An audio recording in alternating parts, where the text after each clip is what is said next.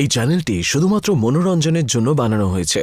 আমরা কোনো রকমের আধ্যাত্মিক এবং অন্ধবিশ্বাসের সাথে জড়িত কোনো রকমের ঘটনাকে সমর্থন করি না। আগের এপিসোডে আপনারা দেখেছেন যে কিভাবে 7 জন বন্ধুর জীবন একটা মৃত্যুর খেলায় ফেসে গেছে। মীরা যখন অজ্ঞান হয়ে গেছিল তখন সে এক ভয়ানক দুনিয়া দেখেছে, যেখানে এই পৃথিবী একটা রাক্ষসের হাতে ছিল। ট্রেনের 2 বগিতে বিভক্ত বন্ধুরা বায়ুসুরের সম্মুখীন হয়, যে নিজের খুনি খেলার আরম্ভ করে। পুনমকে বাঁচানোর জন্য সবাই মত্ত হয়ে ওঠে। এরপর ট্রেনের গায়ে লেখা একটি ধাঁধার মধ্য দিয়ে তারা ট্রেনটাকে চালু করে, যেখানে ট্রেন তাদেরকে আরও একটি ভয়ানক জায়গা ঘন ঘাসের জঙ্গলে নিয়ে এসে ছাড়ে। আর সেই ক্ষেতের মধ্যেই একটা ভয়ানক স্কেয়ারক্রো তাদের অপেক্ষা করছিল। এই 7 জন বন্ধু কি এই খেলা থেকে বেঁচে ফিরতে পারবে? এরপর দেখুন।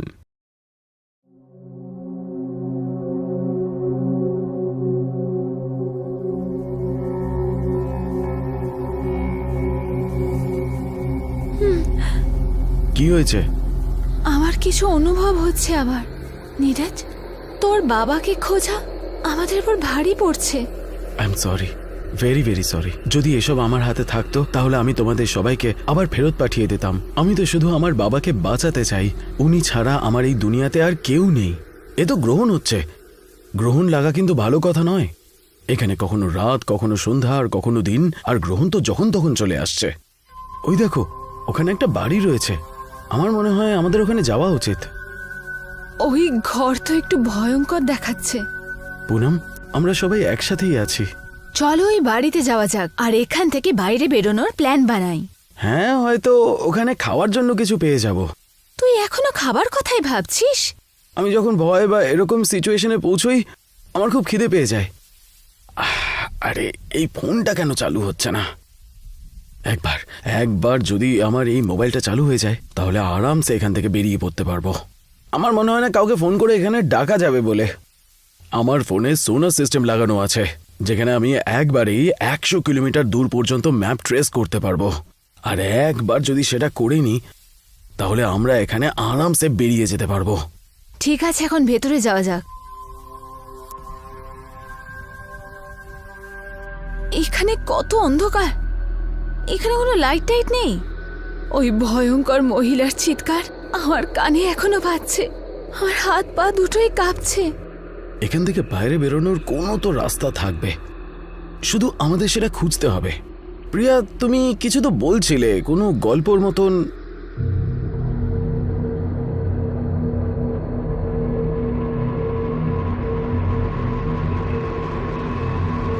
বন্ধুরা, এখানে দেখো, এটা তো খুবই ভয়ানক।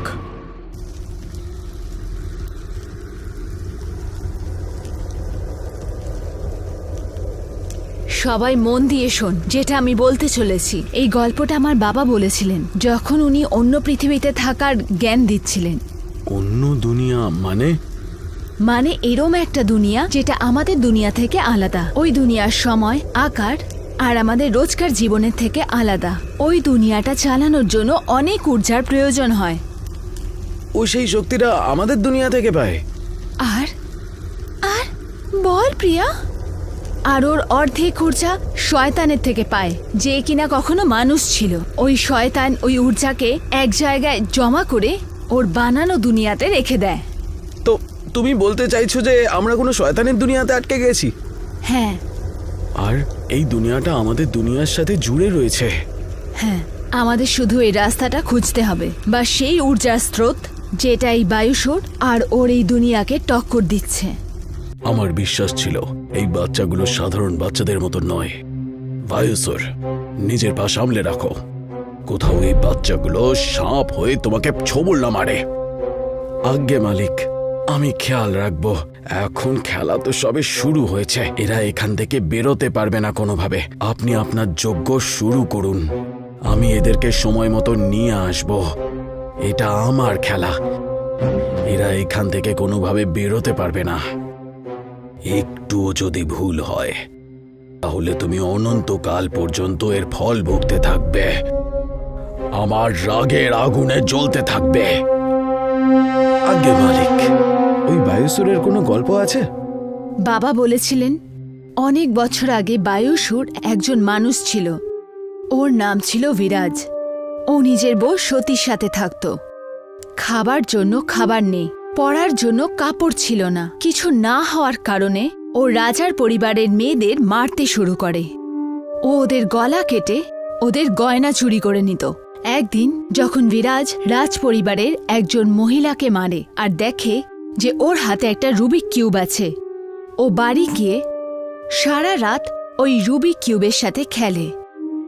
যখন ওর গর্ভবতী বউ কাঠ জ্বালানোর জন্য বাইরে গেল, তখন ওর বাড়ির বাইরে রাজ পরিবারের 3 জন সৈন্য সতীর বাইরে আসতেই সতীর গলা কেটে দেয়। জোরে বৃষ্টি হতে শুরু করে। বিরাজ নিজের বাড়ির বাইরে বেরিয়ে আসে আর ওর বউ সতীর গলা ওর পায়ের সামনে পড়ে থাকতে দেখে।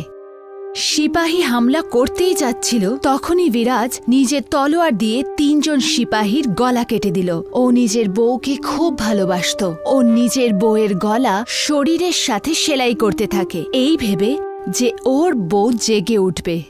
ওর স্বপ্ন ছিল ও রুবিক কিউবের মতনই আগে এরকম অনেক খেলা তৈরি করে যেটা মানুষ খেলে, কিন্তু ও জানত না একজন লোক ওকে দূর থেকে দেখছিল।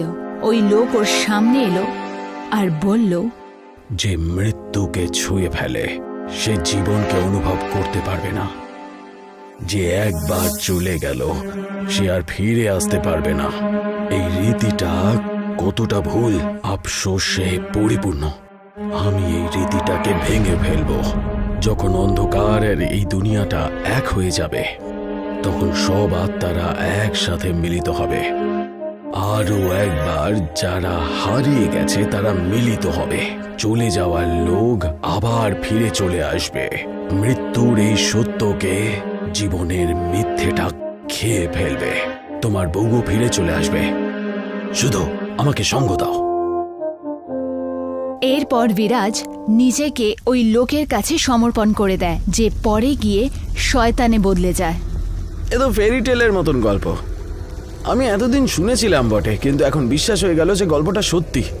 না, এই কাহিনীর আর এখান থেকে বাইরে যাওয়ার কি সম্পর্ক? ওর দুর্বলতাই বোঝা গেল না। আমার মনে হয় এই দুনিয়া বায়ুসুরের খেলা, আর খেলা সমানে সমানে হয়। ওর দুর্বলতা এই যে ও খেলা খেলতে চায়, আর খেলায় ও নিজেও হারতে পারে। হতে পারে যে ও হারলো না, হয়তো ও এমন অপশন বানিয়েছে যে ও কোনোভাবেই হারতে পারবে না। যা খুশি করো, কিন্তু এখান থেকে বাইরে বেরোনোর চেষ্টা করো। এই দুনিয়াটা তখনই চলতে পারবে যখন ও আমাদের দুনিয়ার সাথে মিলিত হবে। একদম। তাই আমার মনে হয় যে আমাদেরকে ওই রাস্তাটা খুঁজে বের করতে হবে। যদি একবার ওই রাস্তাটা পেয়ে যাই, তাহলে আমরা ওখান থেকে বেরিয়ে পড়তে পারবো, আর হয়তো আমি আমার বাবাকেও বাঁচাতে পারবো। নীরজ, নীরজ, বাঁচিয়ে নে আমাকে বাবু। নীরজ, ভুল ধারণাও হতে পারে। কিন্তু সেটা তো আমার বাবা। তোমরা এখানেই দাঁড়াও, আমি ওখান থেকে আসছি। বাঁচাও বাবু, বাঁচাও আমাকে। বাবু, আমি মরে যাব, আমাকে ক্ষমা করে দিও বাবু। আমার জন্য তোরা এখানে এসে এই জালের মধ্যে ফেসে গেছিস। বাবা, তুমি কোথায় আছো? তুমি চিন্তা করো না, আমি তোমাকে বাঁচিয়ে নেব। আমি তোমাকে বাঁচিয়ে নেব বাবা, তোমাকে।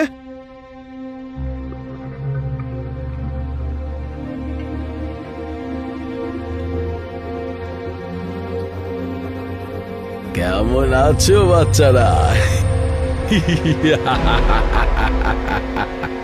আমার বাবাকে ছেড়ে দাও। আমার বাবাকে মেরে তুমি কি এমন পেয়ে যাবে? কিচ্ছু না। আমার তোমার বাবার সাথে কোনো কাজ নেই। আমার তোমাদের সবাইকে এখানে আনা নিয়ে মতলব ছিল।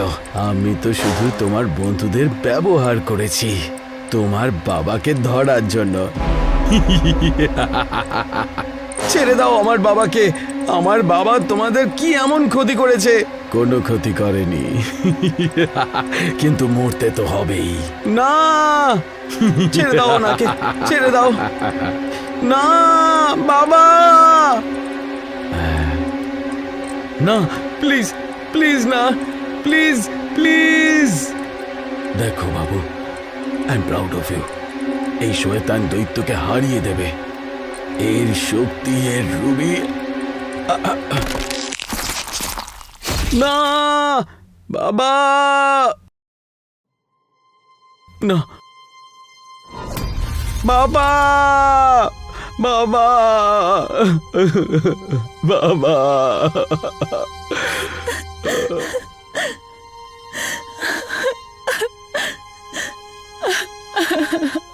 চিন্তা করিস না ভাই, আমরা ওকে হারিয়ে দেব আর এখান থেকে বেরিয়ে যাব। এটাই এর হার হবে। ভাই অসুর, খুব বড় ভুল করেছো তুমি ওর বাবাকে মেরে ফেলে। ওদের কাছে একটাই কারণ ছিল এখানে থেমে থাকার, সেটাও তুমি বন্ধ করে দিলে। কেন করলে তুমি? আসলে মালিক, আমি ওদের মনের মধ্যে ভয় তৈরি করতে চাইছিলাম যে আমরা ওদেরকে যে কোনো সময় মেরে ফেলতে পারি। না, তুমি শুধু কাউকে মারতে চাইছিলে। ভাই অসুর, আমি 700 বছর ধরে এই মুহূর্তের অপেক্ষা করেছি। আমি ক্লান্ত হয়ে গেছি এই অন্ধকারের মধ্যে থেকে থেকে। আমি বলেছিলাম কোনো ভুল যেন না হয়, কিন্তু এতেও তুমি নিজের শর্তই চালালে। এবার তোমাকে শাস্তি দিতেই হবে। এটা তোমার অনুশাসনের জন্যই ঠিক হবে। আমি এরকম ভুল আর কখনো করব না মালিক। আমার স্ত্রীকে আপনি ছেড়ে দিন। চোখ খোলো আর মাথা উপরে করে দেখো একবার কি হয়। বিরাজ, বিরাজ, না, না, না। সতী, সতী। যজ্ঞের প্রস্তুতি শেষ হওয়ার পথেই আছে। আত্মনিয়ন্ত্রণ পাথর তৈরি হওয়ার পথেই রয়েছে। এইরকম ভুল যেন আর না হয় বায়ুসর। আজ্ঞে মালিক। এখানে কখনো অন্ধকার, কখনো দিন দেখতে পাচ্ছি। এই দুনিয়াটাই আলাদা। এখানে সামনে 3টে রাস্তা দেখা যাচ্ছে। আমরা কোন রাস্তায় যাব? এখান থেকে তোমরা যে কোনো পথেই যেতে পারো। আমি আর নীরাজ একটা লুকিয়ে থাকা ছোট রাস্তা দিয়ে যাব। আলাদা হওয়ার পরেই আমরা ভুলভাল রাস্তায় ফেসে যাই। আমার মনে হয় আমাদের একসাথে যাওয়া উচিত, যাতে কোনো ভুল না হয়। দাদা, ছেড়ে দাও। আমাদের বায়ুস্বরের খেলা খেলে যেতে হবে। ওই সিম্বলের হিসেবে এখানেও একটা রাস্তা আছে যেটা দেখা যাচ্ছে না। এখানে 4টে রাস্তা আছে, ভেতরে যাওয়ার 3টে রাস্তা, সামনে একটা লোকানো। চিন্তা করিস না, আমরা এখান থেকে নিশ্চয়ই বাইরে বেরোবো। তুমি শুধু এই 3টে রাস্তার মধ্যে একটা রাস্তায় যাও। এখানে 3টে রাস্তায় বোর্ড লাগানো আছে। প্রথমে লেখা আছে কোনো রাস্তা নেই, তো আমিও রাস্তা নই। দ্বিতীয়টায় লেখা রয়েছে আমি রাস্তা, কিন্তু কোনো গর্ত নেই, আমি রাস্তা। তৃতীয়তে এটা লেখা আছে আমি রাস্তা। আমার থেকেই তোমরা কালকে সকাল দেখতে পাবে। এখন প্রশ্ন হলো যে যাব কোন দিক দিয়ে? ক্লিয়ারলি 3 নম্বর রাস্তা দিয়ে। ওখান দিয়ে গেলেই আমরা কালকে সকাল দেখতে পাবো। না, ওটা বায়ুস্বরে চালু হতে পারে। হ্যালো। আমিও কি যাব তোমাদের সাথে? আসল কথাটা, আমিও তো রাস্তা জানি না। শুধু এটুকু জানি যে গ্রহণ লেগে গেছে।